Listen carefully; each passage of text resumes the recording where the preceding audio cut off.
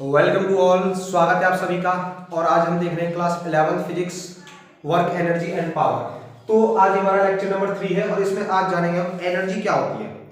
Capacity of doing work, यानी कार्य करने की क्षमता को ही क्या बोलते हैं, एनर्जी बोलते हैं। कार्य करने की क्षमता को क्या बोलते हैं, एनर्जी बोलते हैं। Capacity of doing work, capacity of doing work यानी कार्य करने की क्षमता को ही क्या बोलते हैं, एनर्जी बोलते हैं।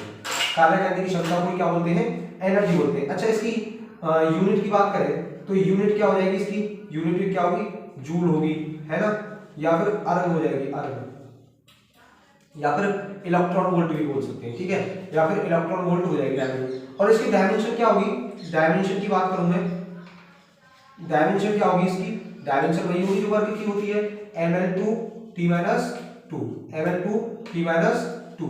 अच्छा, ये क्वांटिटी कैसी है, इट इज अ, एक पॉइंट डालेंगे, it is a scalar quantity, it is a scalar quantity,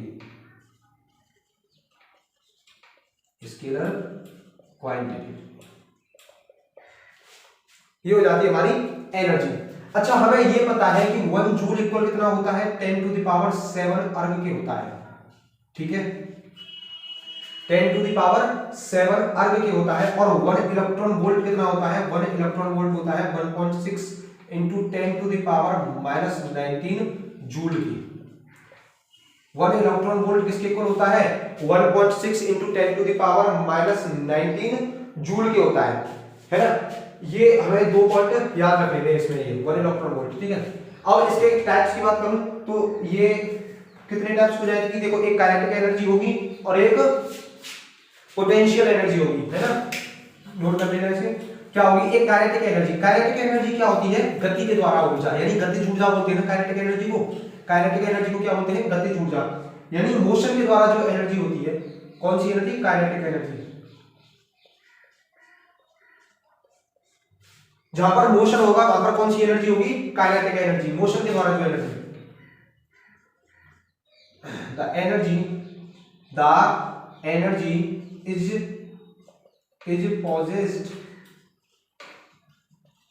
possessed by the body by the virtue of its motion, by the body by the virtue of its motion, virtue of its motion, यानी virtue of its motion, मतलब जैसे पानी का बहना, पानी का बहना क्या है, वहां पर काइनेटिक एनर्जी हो जाती है। अब जैसे आप देखना कि हवा चल रही होती है और उस हवा में दौड़े जा रहे हो हम, है ना, उस हवा में दौड़े जा रहे हो, वहां पर क्या होती है, काइनेटिक एनर्जी होती है। अब जैसे बाइक में चल रहे हैं हम क्या है, बाइक में चल रहे हैं, हम जा रहे हैं मान लो इस डायरेक्शन में, और हमें पीछे से उसी डायरेक्शन, जिस डायरेक्शन में डिस्प्लेसमेंट कर रहे हैं उसी डायरेक्शन में क्या लग जाए, फोर्स लग जाए। तो वहां पर क्या है, हम चलाने में, बाइक को चलाने में क्या होगी, या फिर साइकिल को चलाने में, उसको चलाने में आसानी होती है। तो किसकी वजह से होता है, काइनेटिक एनर्जी की वजह से होता है ना। तो काइनेटिक एनर्जी क्या होती है, काइनेटिक एनर्जी होती है ½ mv² के, ½ mv²। इसका प्रूफ भी देखेंगे क्यों होती है ना।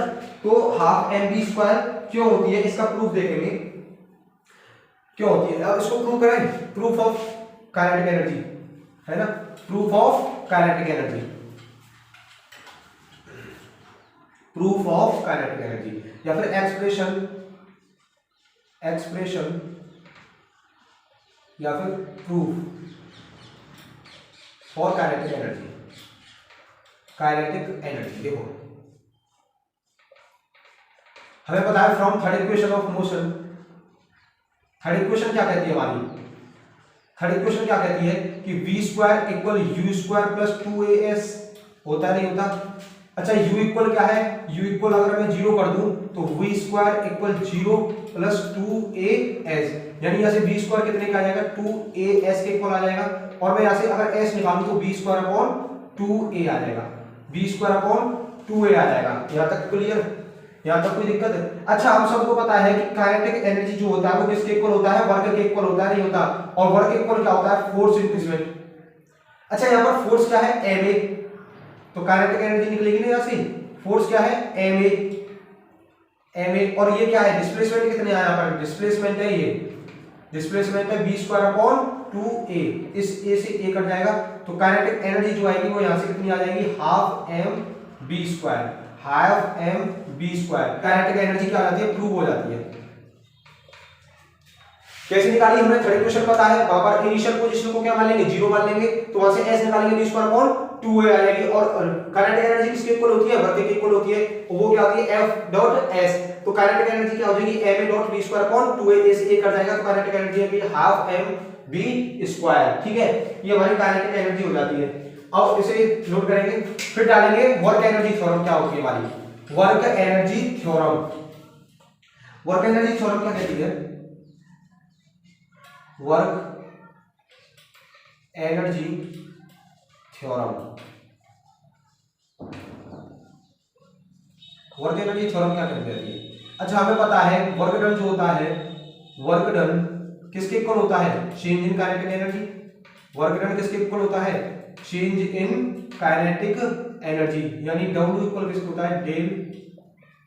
ठीक है, और हमें पता है डेल के ई क्या होगा, इनिशियल काइनेटिक एनर्जी, फाइनल में से क्या कर देंगे, इनिशियल को घटा देंगे, इनिशियल काइनेटिक एनर्जी को घटा देंगे तो हमारा क्या आ जाएगा, डेल के ई आ जाएगा।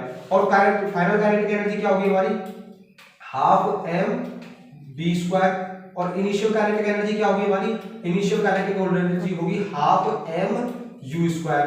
ठीक है, तो W इक्वल क्या हो जाएगा, W इक्वल हो जाएगा final kinetic energy minus initial kinetic energy, है ना। और हमारी फाइनल काइनेटिक एनर्जी कितनी है, half M B square, half M B square. और इनिशियल काइनेटिक एनर्जी कितनी है, हाफ एम यू स्क्वायर। तो यहां से W इक्वल निकालूं तो कितना आएगा, हाफ एम कॉमन ले लेंगे, B square minus U square. ये हमारी क्या आ जाएगी, वर्क एनर्जी थ्योरम आ जाएगी। ये हमारी क्या आ जाएगी, वर्क एनर्जी थ्योरम आ जाएगी। अच्छा, यहां से तुम्हें ये चीज और ध्यान रखनी है, जैसे जैसे काइनेटिक एनर्जी बढ़ेगी, काइनेटिक एनर्जी जहां जहां पर बढ़ेगी तो वहां पर वर्क कैसा आएगा, पॉजिटिव वर्क आएगा। और ऑब्जेक्ट किस डायरेक्शन में मूव करेगा, जिस डायरेक्शन में फोर्स लगी है। लेकिन जहां पर काइनेटिक एनर्जी घटेगी वहां पर वर्क क्या होगा, जहां पर काइनेटिक एनर्जी घटेगी वहां पर वर्क नेगेटिव होगा, है ना। और ऑब्जेक्ट क्या है, फोर्स के अपोजिट डायरेक्शन में मूव करेगा। और ऑब्जेक्ट क्या है, फोर्स के अपोजिट डायरेक्शन में मूव करेगा।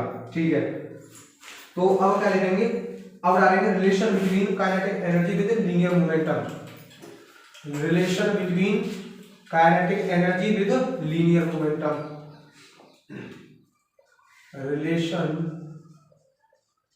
Between kinetic energy with linear momentum, with linear momentum. अच्छा, काइनेटिक एनर्जी क्या होती है, half M B square, half M B square. अगर मैं इसमें क्या कर दूं, दोनों साइड मल्टीप्लाई बाई एम से कर दूं, मास से, multiply by mass in both sides.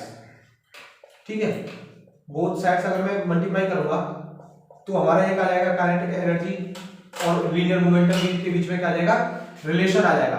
तो यहां पर से क्या आ जाएगी, M E equal half M square B square, है ना। तो और हमें पता है पी इक्वल कितना होता है, एम बी के, तो पी स्क्वायर निकालूंगा तो मैं एम स्क्वायर बी स्क्वायर आ जाएगा, एम स्क्वायर बी स्क्वायर। तो यहां से एम ई जो आएगा वो किसके आएगा, हाफ पी स्क्वायर के। और यहां से पी स्क्वायर निकालू तो वो कितना आएगा, 2m e के। और p निकालू तो कितना आएगा, वो आएगा √2m e, √2m e।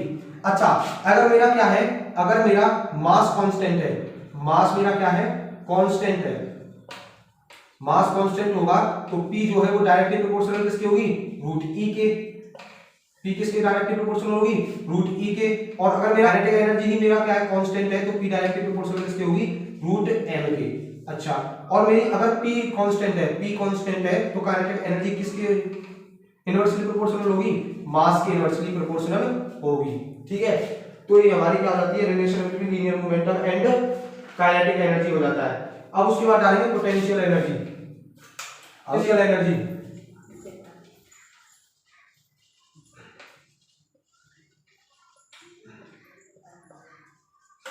Potential energy क्या होती है, the energy of the object by the virtue of its position. Position के द्वारा जो एनर्जी होती है वहां पर कौन सी एनर्जी होती है, पोटेंशियल एनर्जी होती है। The energy of the object the energy of the object by the virtue of its position, by the virtue of its position, यानी पोजीशन के द्वारा अगर हमारी वहां पर क्या आ रही है, पोजीशन के द्वारा एनर्जी हो रही है, तो वो कौन सी एनर्जी होगी, पोटेंशियल एनर्जी होगी। और पोटेंशियल एनर्जी किसके इक्वल होती है, mgh के इक्वल होती है। पोटेंशियल एनर्जी जो है mgh के इक्वल होती है। ठीक है, अगर मान लो मैंने क्या है, मेरे पास कोई एक मास है, उस मास को मैंने h हाइट तक फेंका, मैंने उस मास को h हाइट तक भेजा होगा और क्या कर दिया, उसमें क्या लग रही है, नीचे की तरफ g लगेगी। तो यहाँ पर पोटेंशियल एनर्जी अगर मैं निकालूं, पोटेंशियल एनर्जी क्या होगी, पोटेंशियल एनर्जी होगी mgh। अच्छा, पोटेंशियल एनर्जी जो है डायरेक्टली प्रोपोर्शनल किस पे करती है, मास पे। Potential energy directly proportional to small g और potential energy is directly proportional to h, height of the object. ठीक है, पोटेंशियल एनर्जी यहां से हो जाती है। अच्छा, और पोटेंशियल एनर्जी कौन सी हो जाती है, और कौन सी पोटेंशियल एनर्जी होगी, जैसे इलास्टिक पोटेंशियल एनर्जी आती है। इलास्टिक पोटेंशियल एनर्जी क्या होती है, इलास्टिक पोटेंशियल एनर्जी।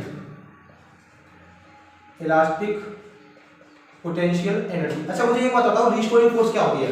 जैसे मान लो मेरे पास ये क्या कोई स्प्रिंग है, स्प्रिंग मैं इस पे क्या लगा रहा हूं, अप्लाइड फोर्स लगा रहा हूं, इस डायरेक्शन में क्या लगा रहा हूं मैं, अप्लाइड फोर्स लगा रहा हूं। लेकिन इस पे इस डायरेक्शन में क्या लगती है, रिस्टोरिंग फोर्स लगती है। और रिस्टोरिंग फोर्स क्या होती है, रिस्टोरिंग फोर्स होती है -kx के इक्वल, है ना। जब अप्लाइड फोर्स लगाते हैं तो इसके अंदर क्या है, एनर्जी स्टोर हो जाती है। और जब स्टोर की गई एनर्जी को वर्क करते हैं तो उसको क्या बोल देते हैं, रिस्टोरिंग फोर्स बोल देते हैं। ठीक है, इलास्टिक पोटेंशियल एनर्जी क्या होती है, इलास्टिक पोटेंशियल एनर्जी जो होती है ना, वो होती है हाफ के एक्स स्क्वायर की। ये हो जाती है हमारी इलास्टिक पोटेंशियल एनर्जी। और यहाँ पर के क्या रहता है, स्प्रिंग कांस्टेंट रहता है। के क्या रहता है, स्प्रिंग कांस्टेंट। तो यहाँ पर फिर एक्स क्या होगा, एक्स क्या है, यानी एक्स वो है स्प्रिंग को स्पेंड करने वाली जो डिस्टेंस है ना, जो हमने एक्स स्प्रिंग क्या है स्पेंड करी है, वो क्या है, उसकी डिस्टेंस क्या है, एक्स आ जाती है हमारी। ठीक है। अच्छा, इसमें और एनर्जी देखें, इलेक्ट्रिक पोटेंशियल एनर्जी क्या होती है, इलेक्ट्रिक पोटेंशियल एनर्जी क्या होती है, दो चार्ज के बीच की दूरी है ना। इलेक्ट्रिक पोटेंशियल एनर्जी क्या होती है, Q1, मान लो मेरे पास एक चार्ज है और एक है Q2, इन दोनों के बीच में डिस्टेंस है r। तो यहाँ पर इलेक्ट्रिक पोटेंशियल एनर्जी जो होगी वो क्या होगी, K Q1 Q2 upon r। ये इलेक्ट्रिक पोटेंशियल एनर्जी आ जाती है। ठीक है, ऐसे ही और भी इसमें एनर्जी आ जाती है। तो यहाँ पर वर्क एनर्जी एंड पावर का हमारा लेक्चर नंबर 3 कंप्लीट होता है। अब नेक्स्ट वीडियो में देखेंगे हम इसका नेक्स्ट कॉन्सेप्ट पावर। तो मिलिएगा नेक्स्ट वीडियो में। वीडियो देखने के लिए धन्यवाद। जय हिंद।